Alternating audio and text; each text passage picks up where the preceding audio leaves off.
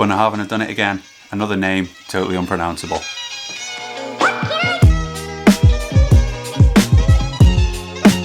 Hi guys and welcome to Whisky Geek. Today I'm looking at another Bunnahabhain. This one is the Stiuireadair. Now this is another ridiculous name. I swear there's someone in Bunnahabhain's marketing department who's just sitting there thinking, we'll throw in more vowels than is necessary by a long shot and see how people try and pronounce this. See how confused we can make people. Stiuireadair. Thankfully they do also put a phonetic spell in to help you along. Stiuireadair. Simple enough. So Bunnahabhain came out with this whiskey to fill in a gap in the market. They basically couldn't produce enough of the 12-year-old, they didn't have the aging stock, but people wanted Bunnahabhain. So they came up with a younger, bold, more sherried expression to fill in that gap, sell more whiskey, but without having to have the 12-year age statement. So this is a no age statement, but you shouldn't dismiss it purely on that basis. Now again, because of the dark glass, you're not going to be able to see where I'm at with it, but I've taken it well past the neck.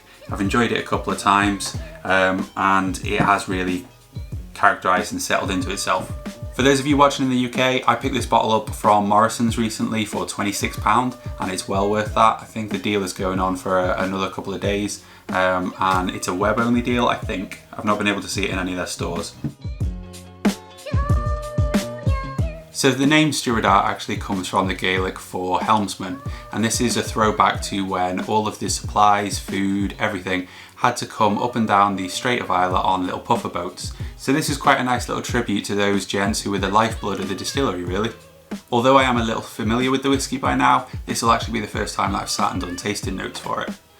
Now the Stiuireadair is bottled at 46.3%, no age statement, and it's a nice golden colour, about a shade 10 Amontillado. Let's see what the nose has to offer. It's a really strong initial wave of sherry, really Christmassy. It's really upfront and bold. You've got loads of sultanas. Behind that there's a little cinnamony, nutmeggy spice.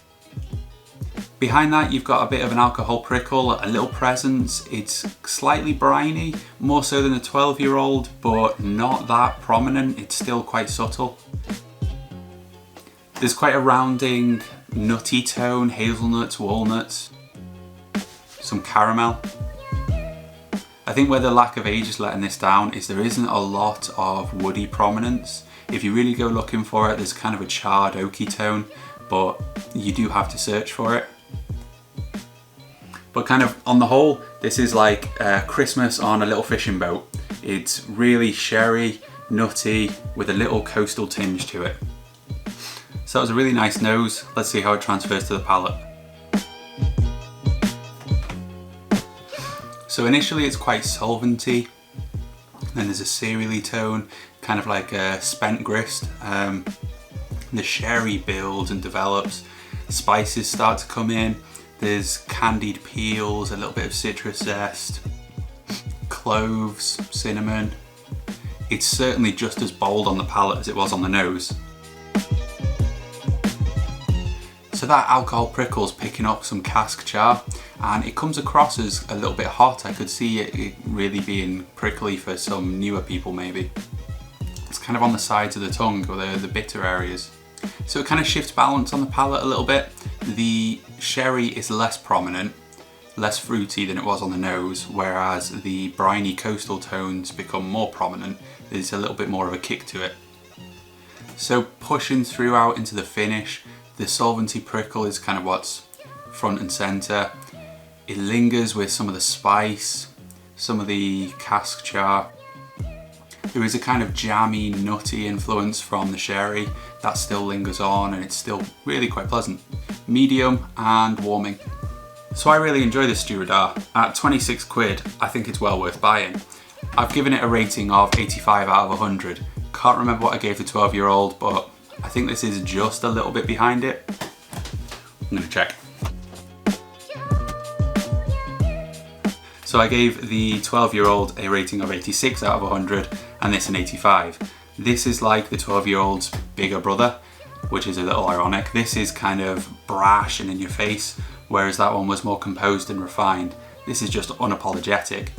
It's got loads of presence, it's a little rough around the edges, but it's very, very enjoyable. And at 26 quid, if you get a chance to grab one, definitely do it. So cheers for watching, guys. I hope you've enjoyed this video. If you have, please chuck a like and a comment below. Tell me what you think of Bunnahabhain if you've had a chance to try this whiskey, and consider subscribing for more whiskey stuff.